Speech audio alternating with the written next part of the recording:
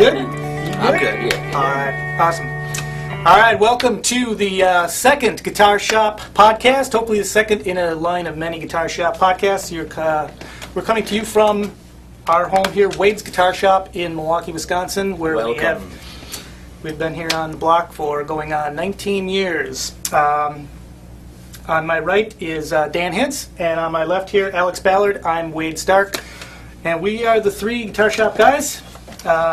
And we're going to jump in pretty quick, unless you guys got anything you want to kick off the week with? Anything fresh on the mind? Didn't you want to tell that Rottweiler story, Dan? Yeah. About the bear and the marshmallow? No, I think we should get into the serious stuff, really. All right, sweet. The duck story. What is the duck story? Oh no, I can't tell. Off camera, we'll tell the duck story. All right, well, that's for the duck Podcast story. Podcast 3. Okay, yeah. Suspense. That's all right. Dan has first story for us tonight. Tell us what you got, Dan. I brought in a pedal board that I made about 5 years ago. I got really sick of using, not that there's anything wrong with it, I think I was putting too many pedals onto one of the first generation SKB pedal boards that were made out of plastic. I think they still are, but I was getting too much flex in it, and it was cracking and stuff. So, and I needed more space. So, at the end of the day, I figured forget about it. I'm going to go to the hardware store. I'm going to build one myself. And well, what you're going to see is what was the end result of that, which I was pretty proud of. It's still alive and kicking, and better than any pedal board I've ever owned. So, kind of proud of it. And what I'm going to do is kind of get started on showing the rest of you guys, kind of my method, or give you ideas as far as your own spin on making your own pedal board to save you a little money, and to make something that's tailored to your size and needs and things like that. So, yeah, very cool. All right, and anything that we present, we're not pitching you the end and only way to do something. The great thing about anything that we do, in the context of the Guitar Shop is one of many approaches, but ours are based on years and years of trying different things. So let's take a look at Dan's pedal board. All right, we are going to attack the issue of pedal boards, more specifically homemade pedal boards. There are a ton of pedal boards on the market. It seems the last 10 years, companies like SKB, Furman, I think Core One is another one. They've been putting out pedal boards with power, without power. We will get into all that kind of groovy stuff. But I do want to talk about, just in this, probably the first of 3 segments maybe, the materials that you can use to build your own pedal board in lieu of going out and buying one of these pedal boards that the companies make, because they are pretty expensive. They do offer some cool things, but for the most part, if you're not in search of, we can get into very, very intricate things as far as placement of the pedals, organizing the pedals, powering the pedals. But right now, let's keep it simple. Let's talk about what you can do to get yourself up and running. They're pretty simple when you think about it. You're talking about just something flat and sturdy that you can place and organize your pedals onto and connect them to, so they won't fall off, so you can plug and go. Unfortunately, guitar shops don't have wood and metal metal stock, and well, we have Velcro over here at the shop, but aside from that, most of these things that you're going to get are going to be probably, if you're watching this from anywhere in the States, probably a Home Depot thing. We're talking, first thing you want to do, 3/4 inch plywood. See underneath, I've painted it, but 3/4 inch plywood's your best bud. Something nice and flat, doesn't have to be super flat as long as it's sturdy.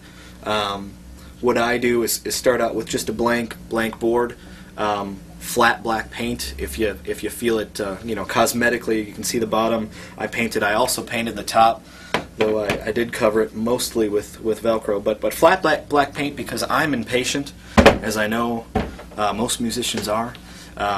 And flat black paint, you can paint the whole top, sides, back of this thing, and in a matter of 15 minutes, you can probably start handling it and going to the next step, which I'm going to get into, which is very cool. Home Depot sells Velcro. I think Velcro is your best friend. I'll get into some alternate ways of holding pedals onto these pedal boards, but I don't know if you can see. We'll probably zoom in to the whole top of this pedal board is fuzzy.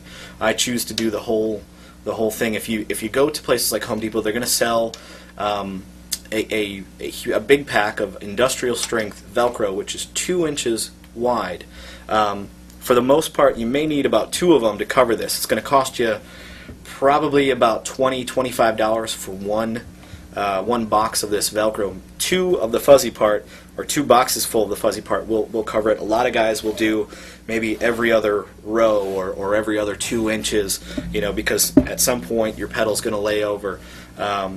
I cover the whole thing because I'm super geeky. No problem with that. To each his own. So what you want to do, I usually lay all the pedals out, or just guesstimate the size. 3/4 inch plywood, you're going to cut it probably with a jigsaw at the house, or have them pre-cut it at the place. Don't worry about crooked or jagged sides. The next thing I'm going to show you is getting, probably zoom in on this too, but really cool to add sort of frame it and add this aluminum cornerstock. This is 3/4 inch aluminum quarterstock, at the same size quarterstock as the plywood you're buying. Cornerstock is really easy to find. You're going to find it in most hardware stores. It's usually a display probably about 2 foot by 2 foot with 5 and 10 foot lengths of aluminum flat stock, which is going to look like a real skinny, real long, like aluminum ruler, or the cornerstock, which, and this is a display that you're going to find in most hardware stores, like I said, and it's something that people overlook and walk past about 300 times before you finally go, oh yeah, that's what that stuff is for. I'll show you in future segments how to put this thing together. I've got it framed all the way around. There's a kind of a fancy way to cut the cornerstock so it will, interlock all the way around on this guy. But to hold the whole darn thing together, another thing, sheet metal screws. Best idea is 3/4 inch plywood.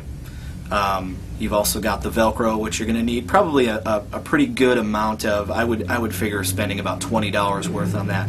Wood's pretty cheap. Wood's probably going to be, maybe at most $10. Depends on how nice of a grade of wood you're going to get. Like I said, Velcro cornerstock's pretty cheap. Cornerstock's going to be probably like an $8 piece. You can get a one 10-foot piece or 2 5-foot pieces should be just fine. I think the paint's usually about $5. And then the last thing that I like to add on the bottom are some heavy duty rubber feet. I went all 6 because I had a pedal board in the past that had only 4 on it, and it kind of dipped in the middle. But this is one of the early SKB pedal boards that only had 4 feet on it. It was made out of plastic, so for some reason it started to dip because you're constantly stepping on it and flexing that. I didn't want that to happen here. Don't think I really need these middle ones, so I'd, if you're, like I said, paranoid like me and really geeky, you can do the middle tool too, but all 4 on the bottom. So I think I covered everything. It's, right now I just really want to show you the materials that you need, and that the fact that you can get this stuff anywhere, and that you don't need to rely on some of these other companies, though sometimes it makes it convenient. It depends on what you need, but I think I always make the joke that You know, like in Star Wars, you know you've really become a Jedi when you've crafted your own lightsaber. This is kind of I kind of equate that the same way. You really know you're kind of a seasoned gigging guitar player when you finally made your successful first pedal board. So until next time, until we cover the construction / organization and connection of pedals, I think that's it for now. Thanks. All right. What do you think? Pretty cool. Yeah. Pretty cool. Yeah. How many It's all hours about great. did it take for the final one once you tore it all apart and put it back together? Not very long. I mean, you know, as far as this, you know, I think it took longer to shop for the stuff than it did to. I mean, it's pretty easy to put together. I think if you have them cut the materials there, or the actual board size there, it gets pretty easy from there. Yeah. I think the waiting for the paint to dry is probably the longest part, and that's about 15 minutes. You know. Very cool. So yeah. If you're handy and you kind of enjoy that sort of thing, it's gonna fly by. You know, and you're gonna go, that was a little too easy. Yeah. So. And you have you showed me after we shot yours, but you have this awesome road case that you put that pedal board in. So aside from what you saw, there is this great little road case that it fits in perfectly. So you had the case made for the pedal board, or you had the pedal board made for the case? That was the one step I did wrong. I made the pedal board before I had anything to transport it in. So the problem with that was it was perfect for the amount of pedals, for all the pedals I was using, but after the fact I'm like, oh no, what am I going to put it in? For a long time I had to use a really big, weird looking keyboard, soft shell keyboard case for it, which was a drag. And then eventually I had ordered a pedal board through, or not a pedal board, but a case through Hybrid Cases, which we deal with out of New York. Well, do we have the case right? Oh, it's right there, Alex. You want to grab that? Yeah. Really, really good cases, and you know, about $100, you know, sent to the shop. There's a little tank. Yeah. So, well, I mean, that was the problem with that. What I would suggest before shameless self-promotion. What I would suggest before you do actually make the pedal board is see if you can go to a Goodwill or something, find a really cool, old, really hard suitcase, and maybe make it to that exact size or about that size, you know, so you do have something to transport it in. I think that's pretty. Or you can go this route, but I think it's in the tradition or spirit of trying to make it less expensive. I think the Goodwill sort of way or Salvation Army way is probably the better, more cost-effective way to do it. I like that. So, I mean, ultimately, you could probably even trim the overall costs a little bit by cutting the corners on the board part. You wouldn't have to necessarily have the metal trim on the side. Let's say your budget was like really down to nothing. Oh, yeah. Plywood and velcro maybe would be enough. Or yeah, I mean, as far as, you know, maybe aesthetics are concerned, I mean, I'm. Oh, it looks cool with the metal trim. It does look pretty cool. I mean, when you first brought it out, I was like, well, I thought you were going to do one on a pedal board that you made. I'm like, why are you bringing in a prefab one? But that's the one you made, and it looks, you know. Yeah, I think the metal piping makes it. Yeah, the problem with not having the metal piping on the sides is if you run your hand down the side of it and it is a jagged cut, you will get splinters and things. And usually you're grabbing it from the sides, you know. So I think you know, and if you're playing in a situation where you have to get off the stage really quick, you know, you may want to, you know, just blindly grab it, you know. So I wanted something smooth on the sides that was protective and, you know, hand friendly, you know. So. Good call. Okay, I know there's a question that a lot of people are probably going to ask or are thinking, at least in terms of players who are a little more on the novice side in terms of what they want for an effect setup. A lot of the effects companies really push multi-effects, which eliminate the need for the pedal board because they're saying, well, hey, our multi-effects board has 20 different effects built into it. You can have any, you know, 6 on at one time. It's all programmable. From the point of view of our shop and the way, you know, a lot of more traditional guitar shops do it, you know, they really kind of look at whether or not individual pedals and a pedal board is a better setup than the multi-effect setup. What's your take on it? I think it really depends on what. Bless you. I think it really depends on what sort of sound you're looking for. If you want a sound that's unique, I think there's no other way to do it than to tailor and to hand pick, and select every little pedal that you want. I think that's become the more popular way to do it. They make such great sounding individual pedals, and they all work together so nice that. And I think when it comes to processing, there's something in the way that this is processed, or the way that you're storing everything into one place. You know, imagine taking having every individual pedal, and it's a piece of hardware, and you can turn it on individually. But imagine taking every one of those pieces of that piece of hardware and dividing it up into 128 presets. That means you have 128. I'm just thinking in a weird kind of technical sense. Mm-hmm. Think about having 128 of the one distortion pedal. You have 128 of the, because you have to have different parameters. Have to have different settings for different banks. And imagine layering that all on top of each other, or having that many pedals in one room all connected to each other. Something gets lost in there, and there seems to be a signal. And you have to program them. Right. So you can't use a factory preset. So it sort of forces you into creating. You kind of have to use the thing the way it wants to be used, as opposed to the way you want to use it. Absolutely. And that's I right. think one of the things I'm going to get into is placement. When pedals are placed in relativity to each other, either before or after, you do get different sounds, and it's very unique. And if everybody were using the pre-programmed or the programmable, sort of multi-effects thing, everyone's going to sound pretty much the same. There's no individuality there. Well, we looked at most of the... They're convenient, and I think they're great for a purpose. But yeah, if you take a look at the effects configuration of most of the world's great guitarists, you think that they're mostly in a pedal board kind of setup, or are they, are some of them pushing the multi effects? Mostly single pedals. Yeah, mostly. Yeah, there's a lot of guys keep it real simple, just a couple pedals, but a lot of guys have all sorts of different pedals that they plug into some sort of switcher system, so that the benefits of multi-effects, or one of the benefits of these multi-effects units, is that you can hit one button and have 6 effects turn on in whatever order you want. And you really can do that, although it is a little bit more elaborate to do it. Mm-hmm. But with individual pedals, I knew a guy who had a rack with his pedals on this rack, with sliding drawers, and he had a big switcher pedal that turned all the different pedals on, and all the individual pedals were in this rack. So he'd pull out his electric mistress and tweak it a bit, here, throw it over there, and it was all plugged into this switcher system where he could basically turn any of the individual pedals on in a couple of different banks of.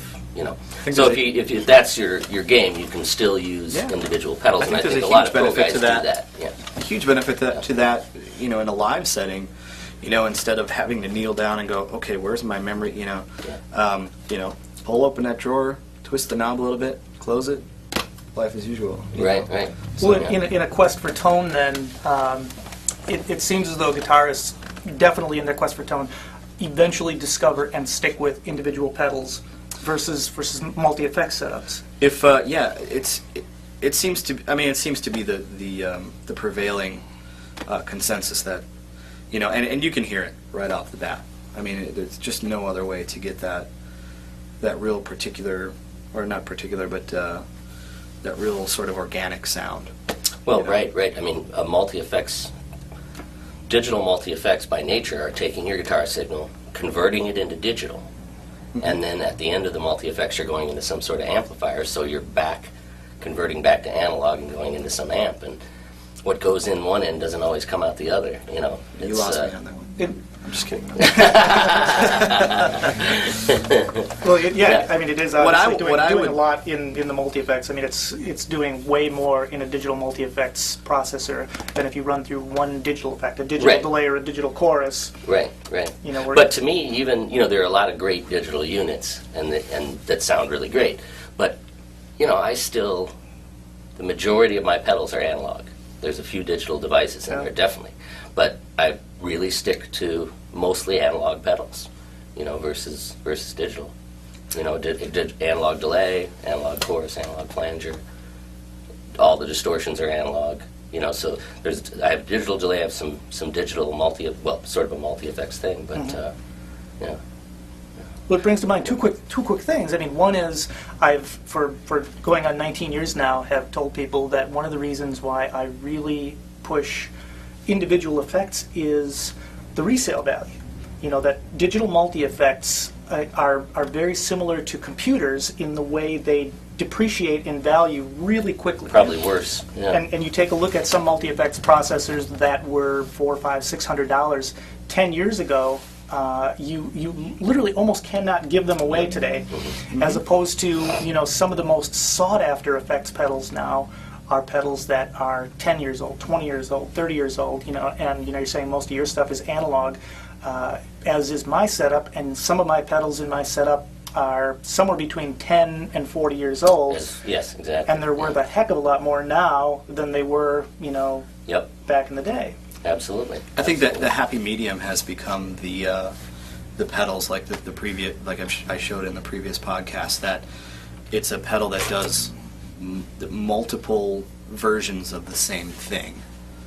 You know, I think for some reason that has tended to be, you know, when it comes down to needing a lot of, you know, a lot of variety, throwing something like that in, you know, take the thing that you probably use the most for your sound and maybe throw, you know, one of something, you know, like we've got the chorus by Boss, the delay unit, which I showed on the last podcast, and there's a distortion one as well. That seems to kind of bridge the gap a little bit between the how useful the multi-effects unit is versus the single unit. I do want to mention that if anybody does, there's a website, www.guitargeek.com. It's a website totally and completely devoted to people's pedal board units and how they chain their pedals together in picture form, and then they describe all the pedals. And it's really interesting to see that most of the crimes that happen while we're doing a podcast in Milwaukee. But I think it kind of illustrates the fact that, you know, you listen to your favorite, probably your favorite artist or your favorite guitar player is on that website, and if you click on it, you'll be surprised to see how many individual pedals that these people actually use. You know, it's really interesting. So one other last quick thing, you know, it just kind of, I don't think I've ever really considered whether or not this is the case, but do you think that companies are really designing multi-effects at either beginners or, you know, novices? I mean, even if you are, you know, a really good player, if you are not, if you don't have the local guitar shop or the experience with getting out and having people put a bunch of really cool pedals down in front of you, that, you know, everything that we've kind of discovered and what we know, and, you know, from being in the shop, of what real, you know, in the field players are using, you know, which is pretty much pedal boards like Dan's, and a lot of individual pedals, which allows you to, hey, you slightly change your distortion sound, or you find some cool new distortion pedal, you pop your distortion pedal off the board, you pop in a new one, they're all about the same size, it's an easy change. So, I mean, do you think maybe that all the companies really are just putting out the multi-effects primarily for, you know, the beginners and the novices, or are there enough professionals out there saying, oh yeah, I think they should be. I think they should be. Well, whether they are, you know, or not, that seems to be what's happening. Yeah. I mean, when I was, what would you be when you're in 8th grade? 12? No, about 14. 14? Jesus, how time flies. Yeah. I bought, you know, a Digitech rack. I mean, something that I had saved up for all the allowance and whatever, and it was about $450. But before buying individual, I mean, I thought, oh, for sure, I got to have this thing. I'll have every effect, you know, and I'll, you know, some of these things I'm reading on the description of what it is. I'm like, I've never even heard of that. That's great. What's a compressor? Who cares? I want it, you know.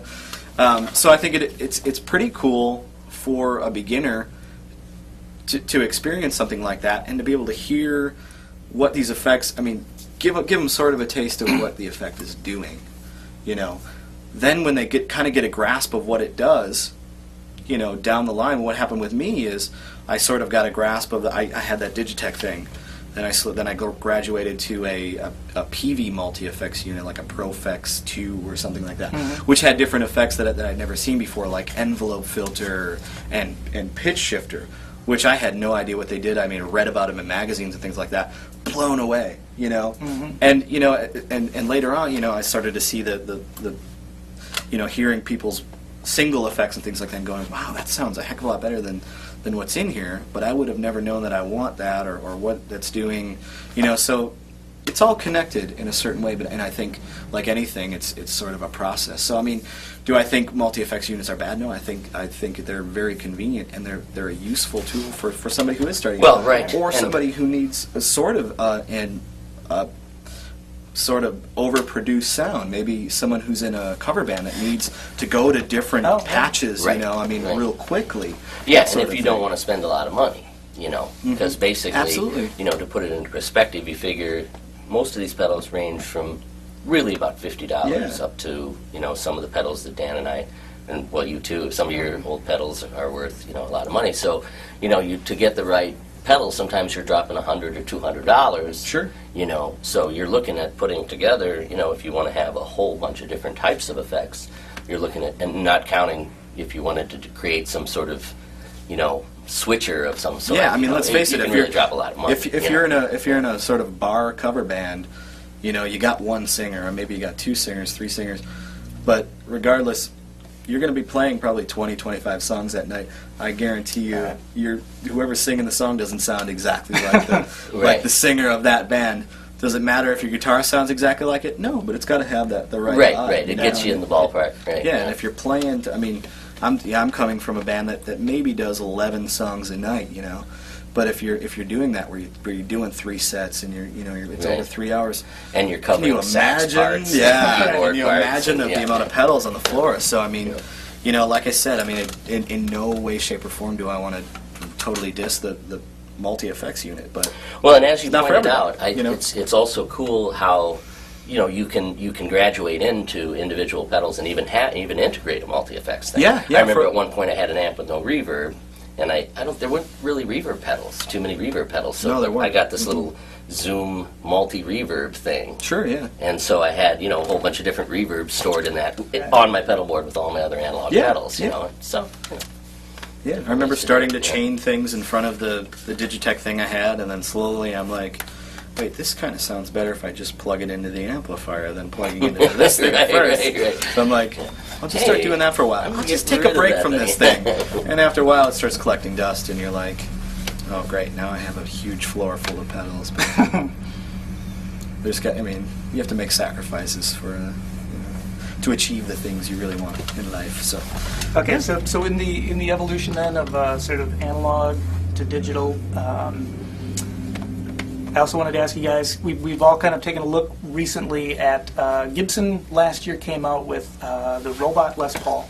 yes, This is a Robotar. To tune the guitar a Les Paul simply pull out the model master guitar control knob. that has built into Make sure it your left hand's off of the neck and you little simply strum individual the guitar. digital sensors on the bridge that can pick up the vibration from each Each one string of the LEDs individually. will emit a green And light. with one of the those strings are in tune. controls on the guitar, you pull it out Now and it the guitar activates is this emitting little digital tuner, flashing and then the blue tuning LEDs, keys on the back of the and the headstock guitar's now in tune. are little electrical servos, and all you have to do is when you turn it into tuning mode, you strum the strings without doing anything else, no fretting, capoing, or anything like that. You just strum the strings, and each string reads the note, and the little servos and the tuning keys tune the guitar and bring it into tune. And you can select from different tunings, drop tunings, open tunings. Just tell it to do dad or drop D or whatever, and it tunes itself. The tuning keys are huge. So kind of in the videos we saw, they kind of try and hide the fact that there are these big blocks on the back of the headstock. But just what about the idea, of simplifying, sort of taking the guitarist out of the whole tuning step in the guitar?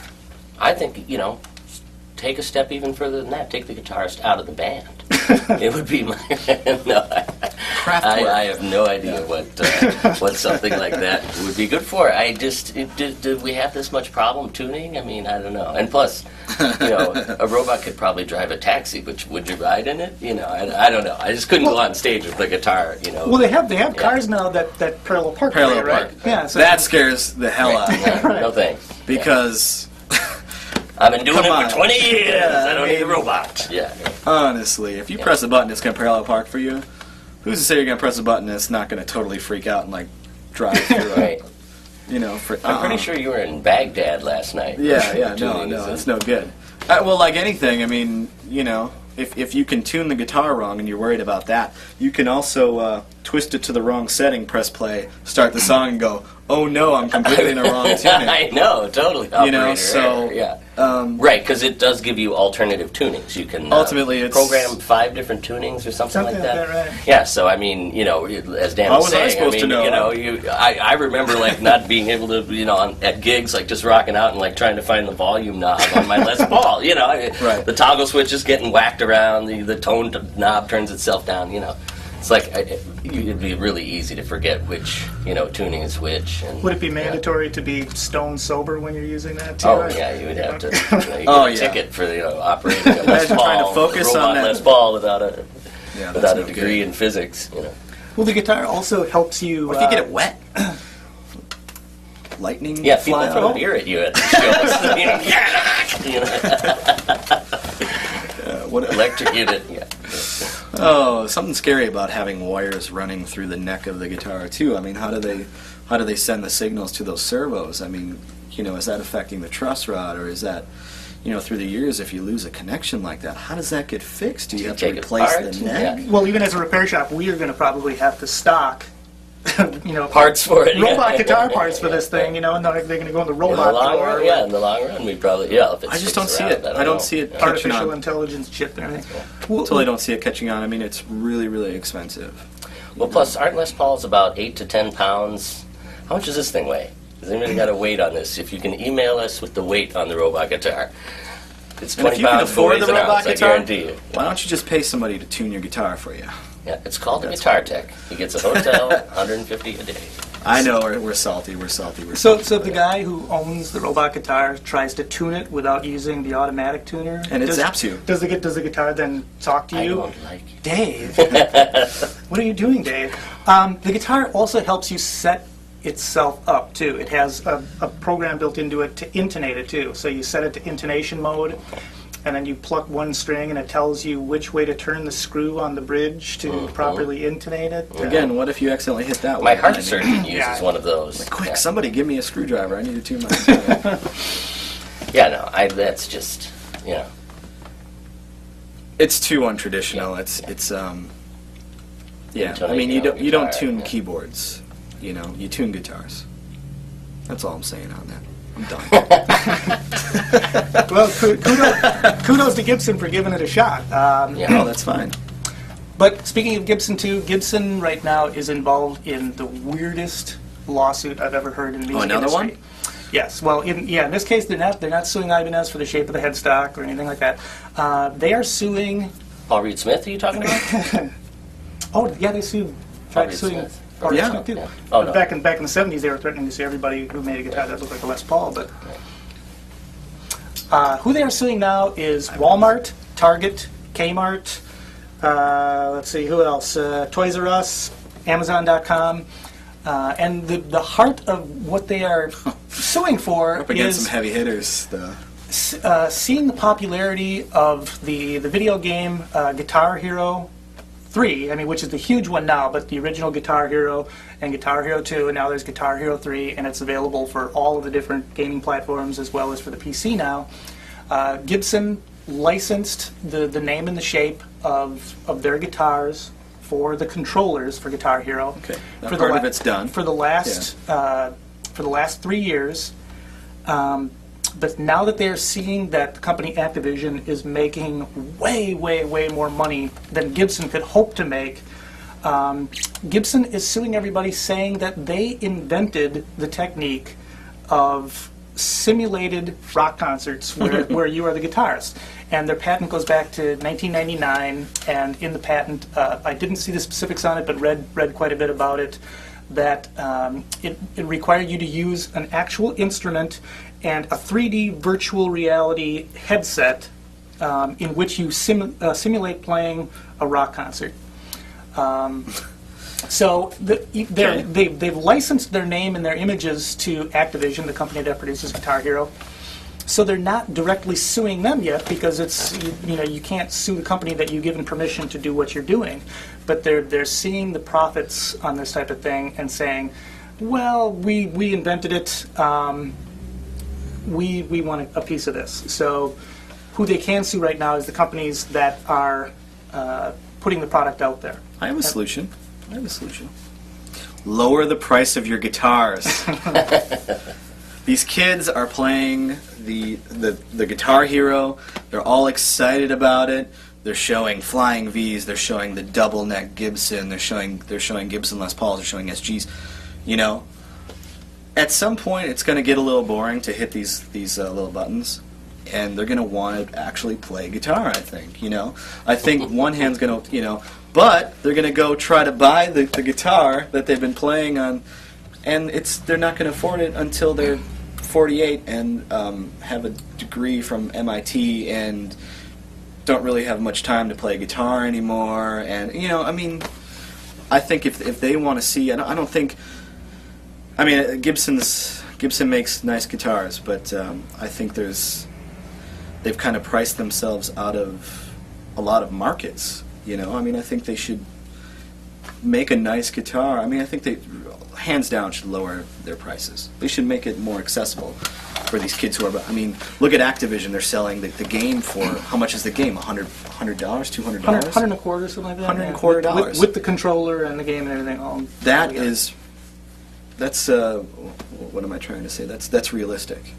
That's realistic for a kid to be able to have their parents buy that for them. Gibson doesn't have anything for $125 aside from a pickup.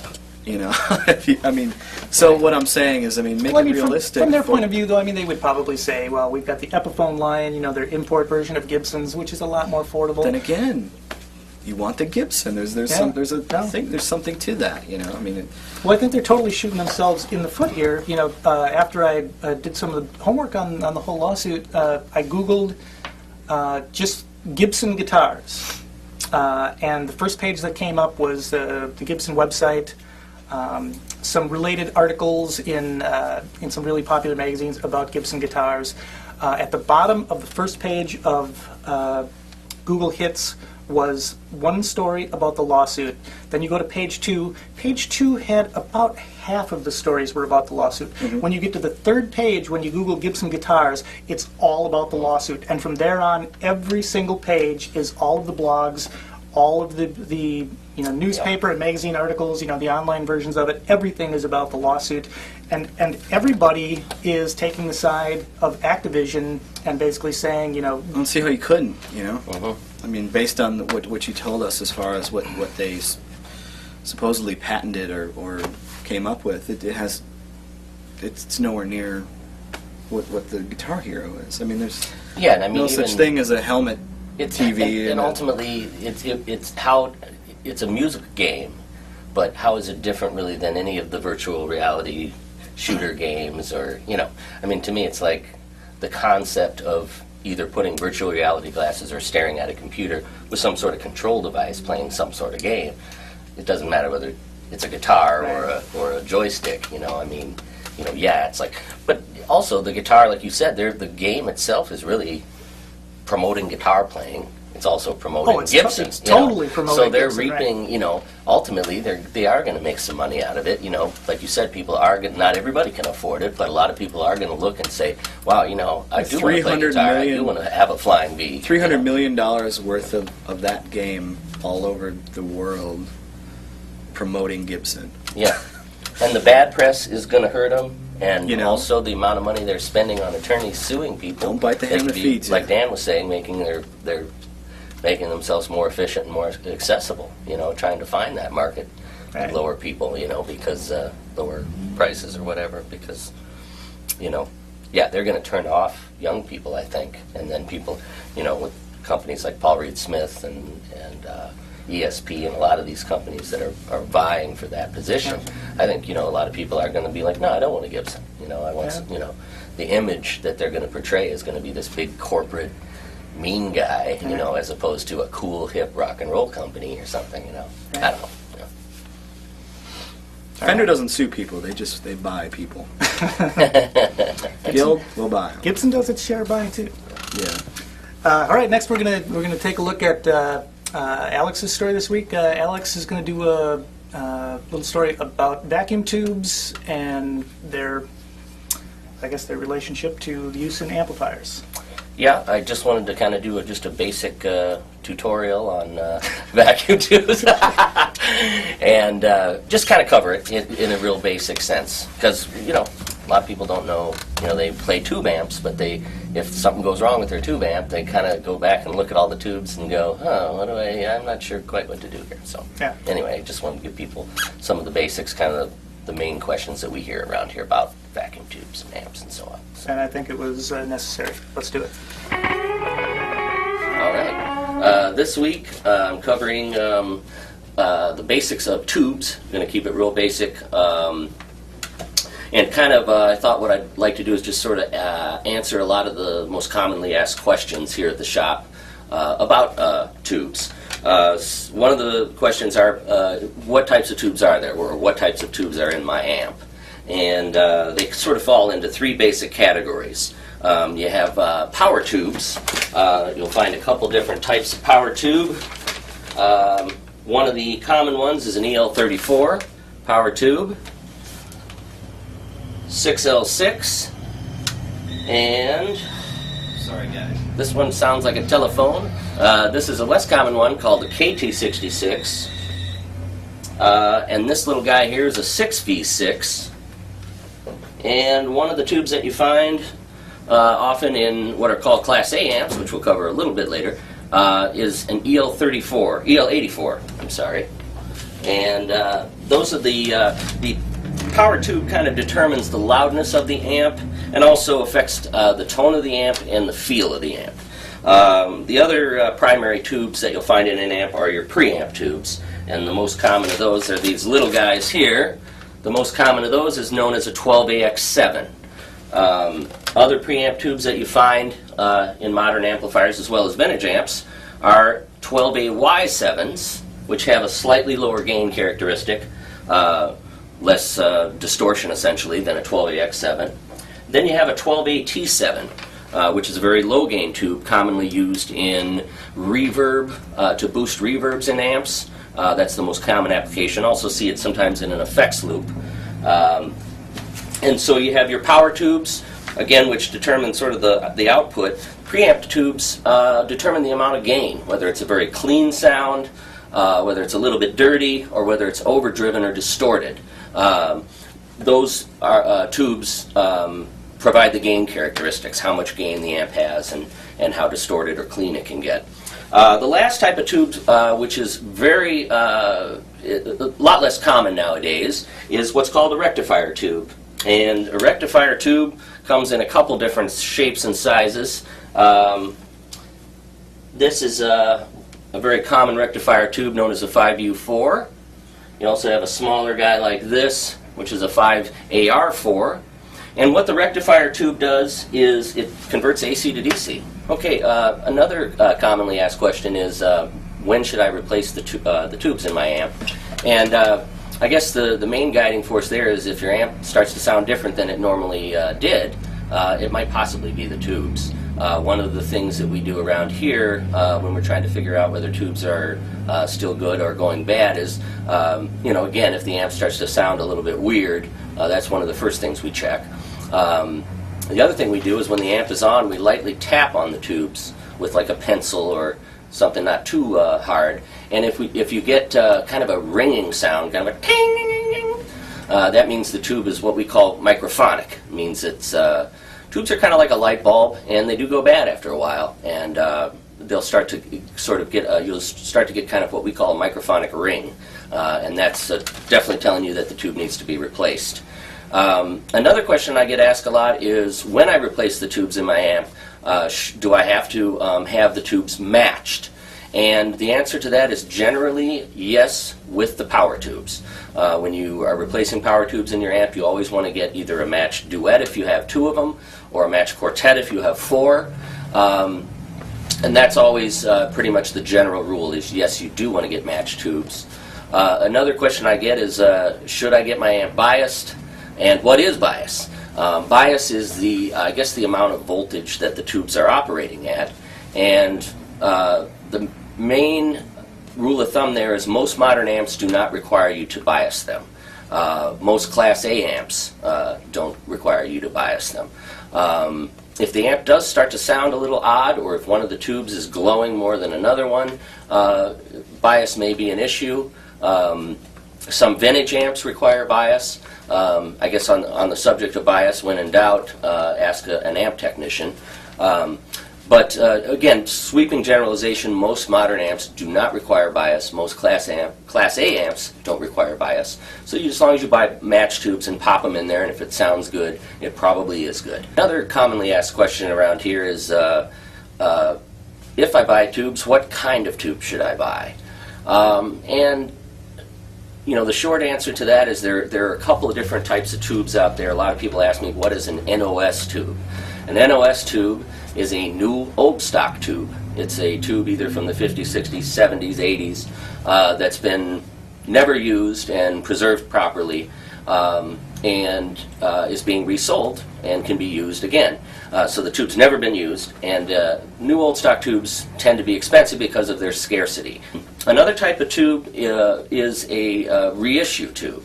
A lot of people ask me, you know, what's the difference between a new old stock Mullard tube, which is an old company, and a new Mullard tube. And what reissue tubes are doing is they're taking the design of a particular tube and reproducing it exactly.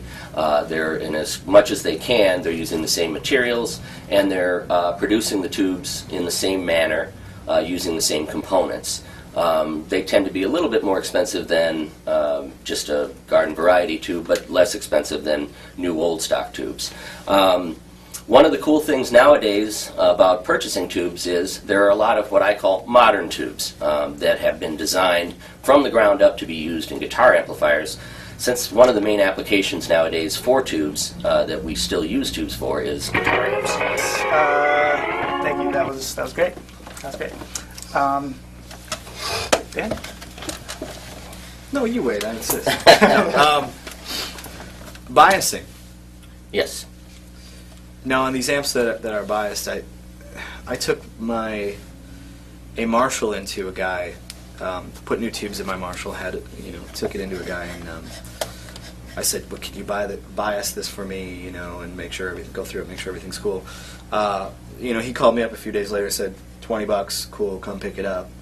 And I said, well, did it need to be biased? And he said, for the most part, no. It didn't, and it just made me wonder, and I kind of read up on it, and, on Marshall's a fixed bias. Mm-hmm. So, I mean, can you give, are there examples of actual amps that that need to be biased? Well, I think some of the old Fender amps can occasionally need to be biased. Okay.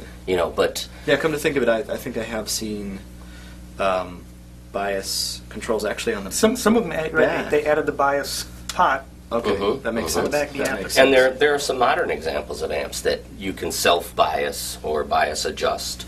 Okay. I can't give any examples off the top of my head, but I know there are some examples of that. But Well, you've told as me- near as I can tell, though, well... You've told me a story, I think, when you were roadieing or guitar teching, that you saw a Robert Cray show, and he did something, or his guitar player did something to Yeah, one of his amps? he would bias his amps so hot, or the voltage was so high in them. They were just that- so unequally, or just pulling so hard? Or I'm not exactly sure, but the tech after the show, they would pull his power tubes out and throw them in the garbage, and I went over and I was like, hey, if you don't want these, I'll take, And the guy was like, you don't want them, they're trashed. He's like, well, the way we run his amp.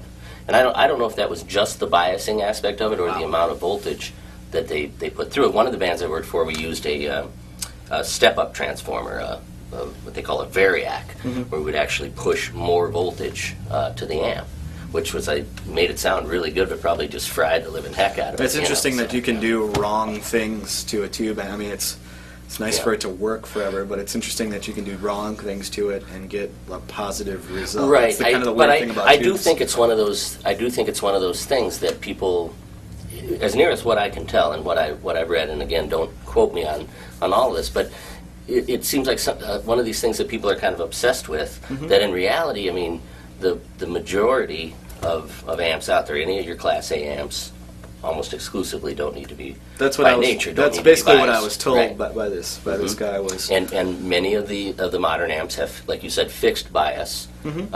So they're already sort of meaning fixed bias. That's you can't really adjust it. You can't really. There's nothing to tweak or anything. Yeah. And but yeah, I mean, so. I guess if it ain't broke, don't fix it. I suppose that was the advice I got. If it doesn't sound like it's weird, and if one of them's brighter than the other, or you're cooking tubes real quick, right? Then you may have a bias issue.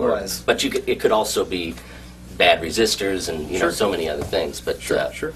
But yeah, in a basic sense, you should be able to take a matched set of tubes in a Class A B amp, pop them in there, fire them up, and go play a show. And definitely in a Class A amp, you should be able to replace your power tubes with no bias. So makes sense. In a matched pair, right? In a matched pair, always matched. Yeah, you're with power tubes, whether you're using a Class A or a Class AB, always get them matched. If they're pairs, or if there's 4 tubes, get a matched quad. You always get them matched, absolutely. So makes sense. Yeah, preamp tubes you don't have to match, and typically don't come matched. But I guess you could. There might be some value in matching tubes in a preamp section in certain amps, I suppose. But not many people offer preamp tubes matched. So I guess you just buy the same tubes. Sure, just the same they're going to match designation. pretty well, right? Yeah. Sure. So. Cool. We all play tube amps, right? We all love tube amps. Of course. We get the question all the time: tube versus solid state. Well, I think there's definitely some really good solid state amps that have been made over the years, and the new digital amplifiers are definitely interesting. But the prevailing, again, if you look at the touring musicians and the people who are doing it on a sort of high level, most of these people are using tube amps. Many of them are using new tube amps. Many of them are using vintage amps or both. Sure. You go to these studios, they have all these great vintage amps. You don't see a single solid state amp unless it's a jazz chorus or something like. I think it's interesting that that's something that probably should have been outdated such a long time ago. Has sort of prevailed as being the staple for one very interesting sort of use. Yeah, in just doing a tiny bit of research on the tube thing, as I was kind of putting this idea together, they were talking about how basically guitar amps and radio stations use tubes still. Oh, really? Yeah, because transistors, to do what they do, I guess there's just some logic to using tubes, so they use these big, giant vacuum tubes, and they still do, I guess. It always feels like there's something about the use of a transistor in this application that makes it way more expensive, way more complicated than a vacuum tube. Weird. And it's interesting parallel to the amplifier, because I think the way vacuum tubes, somebody, one of our good customers mentioned what did he call it? The chaos effect. There's tubes have you interact with a tube amp. When you're playing guitar, there's this sort of symbiotic relationship, and I think you don't feel that with a solid state amp or a digital amp. It's this homogeneous thing, Yeah. But with a tube amp, the vacuum tubes are sort of, in flux. And I think guitarists, whether they can explain it that way or not, I've seen it where the harder you play, the tube gets a little brighter. Yeah, right. Yeah. So you're really working together, and I think even if you don't realize that, when you plug into a solid state amp or a digital amp, you kind of go, yeah, this is cool. But there's something missing there, And even tube amps, when you have a bad night with them, like we used to check the voltage in the walls of these clubs, the power. And after a while, because one night, you'd have your tube amp, you'd be like, man, this thing's incredible, Then the next night you'd be playing, it's like, splack, splack, what the heck, it would sound terrible. And we'd check the voltage, and it'd be like, 89, 100, 90, 100, and you'd just be like the air compressor's turning on in the beer cooler, and the floodlights are turning on, and your amp's going, help me, So, even tube amps can kind of act funny, but I wouldn't pry it out of my cold dead hands. Yeah. Well, I mean, pretty much across almost all styles of music, other than really jazz. I mean, jazz players still generally, when they come to us looking for amps, they're looking for the old mini brutes, Roland Jazz Chorus, Polytone. Polytone mini brutes, right? So I mean, but almost everything else from country, bluegrass, rockabilly, classic rock, heavy metal. I mean, all the great amps, and I mean everything's still manufactured today. So I mean, all the amp companies are still making all the great tube amplifiers and modern versions of all the great tube amplifiers. So it's not like everybody's looking for old tube equipment from the 50s and 60s.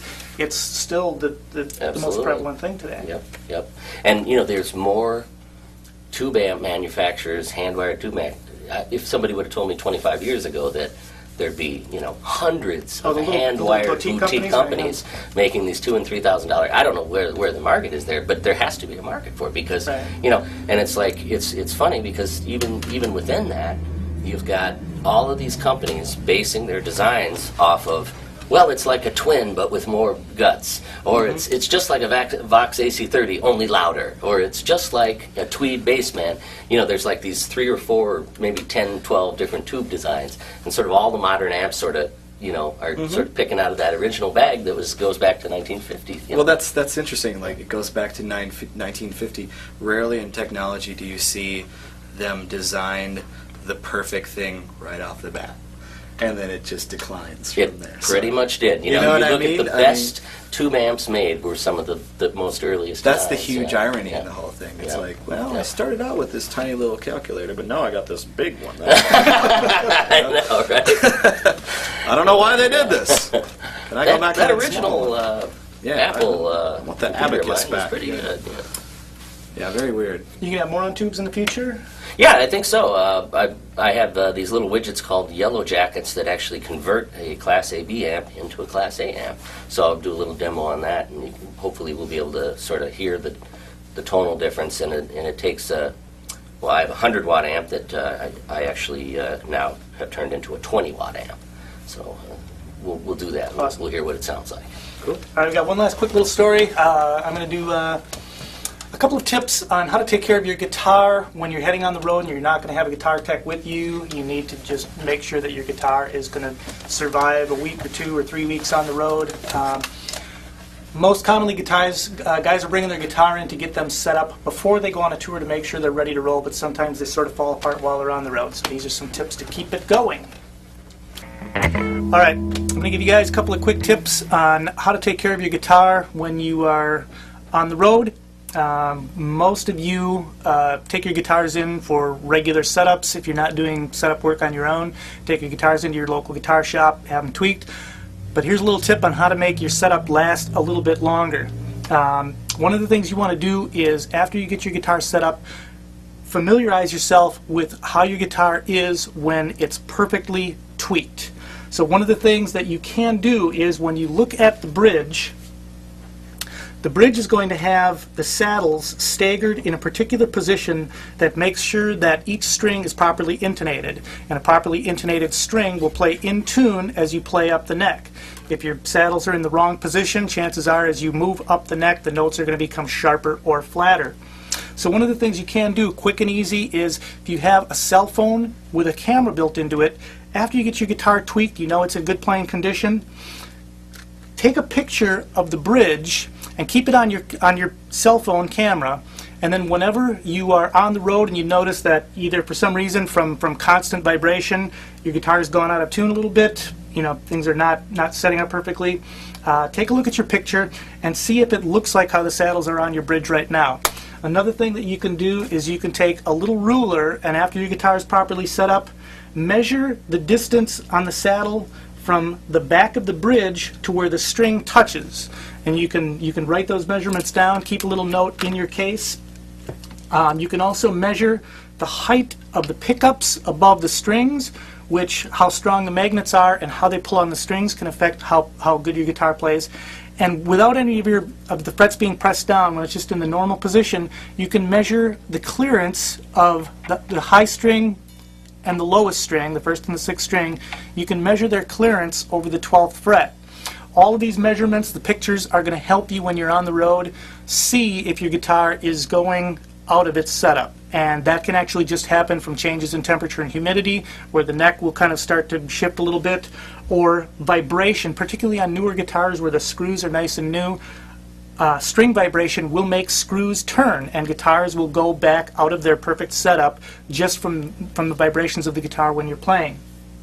Another thing that I like to have in the case all the time is a little product from GHS. It's called Guitar Lube, or Graphitol. It's basically a light lubricant with graphite dust mixed into it.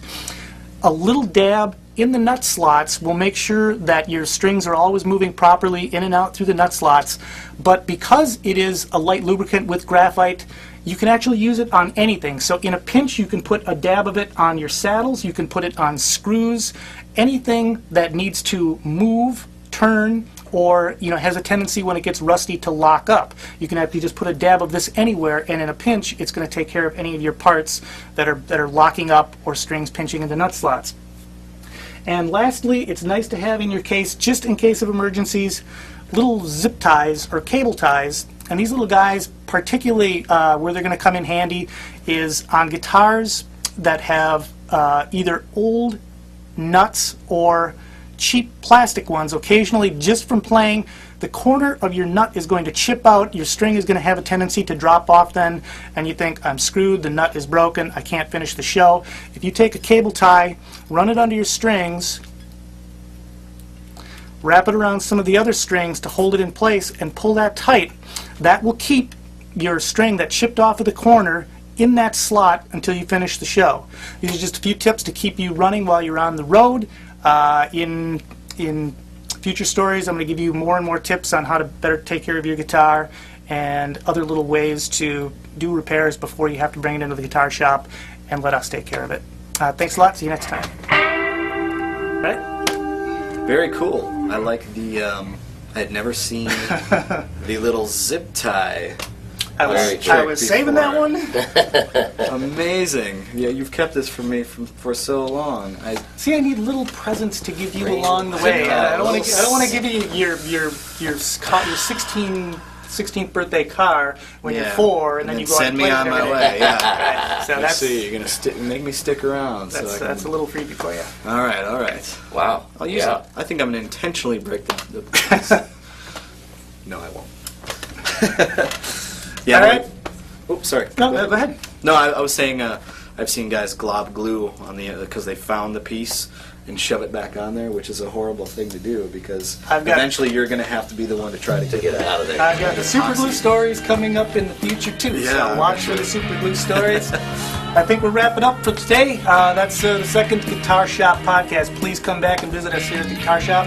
On behalf of myself, Wade Stark, Dan Hintz, Alex Ballard, thank you, Ed, thank you, Jocelyn. If you have any questions, comments, anything, email them to us at Wade's Guitar Shop, all one word, no punctuation, Wade's Guitar Shop at sbcglobal.net, or you can find information on how to link to us on our website, wadesguitarshop.com. Again, all one word, wadesguitarshop.com. We are outie.